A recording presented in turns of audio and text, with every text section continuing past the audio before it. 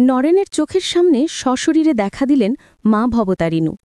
এক মুহূর্তে ভেঙে গেল তার সব যুক্তি, সব অবিশ্বাস। সেদিনই নরেন শ্রীরামকৃষ্ণের শরণ নিলেন, কিন্তু গুরু শুধু একজন ভক্ত চাননি, তিনি খুঁজছিলেন এক তলোয়ার।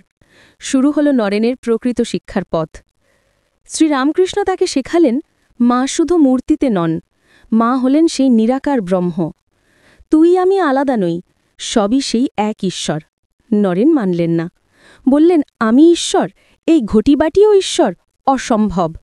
গুরু হাসলেন, তিনি জানতেন শেষ অহংকারটা ভাঙতেই হবে। একদিন ভাবাবিষ্ট অবস্থায় তিনি নরেনের বুকে হাত রাখলেন, এবং এক মুহূর্তে নরেনের আমি গলে গেল। দেয়াল, গাছ, মানুষ সব তার মধ্যেই মিলিয়ে গেল। তিনি ঢুকে গেলেন নির্বিকল্প সমাধিকে। তলোয়ারটি প্রস্তুত হল, নরেন পৌঁছালেন আধ্যাত্মিকতার সর্বোচ্চ শিখরে। কিন্তু 1886-তে শ্রীরামকৃষ্ণ দেহ রাখলেন, আর সেই তলোয়ারকে রেখে গেলেন পৃথিবীতে একা, নরেনের হাতে। শিষ্যদের মাথার ওপর ছাদ নেই, সমাজ বলে পাগল ঠাকুরের পাগল চেলা। কিন্তু নরেন সবাইকে এক করলেন। বরাহনগরের ভাঙা বাড়িতে জন্ম নিল ভারতের প্রথম মঠ। নরেন্দ্রনাথ দত্তর নাম মুছে গেল, তৈরি হল এক অজানা সন্ন্যাসী।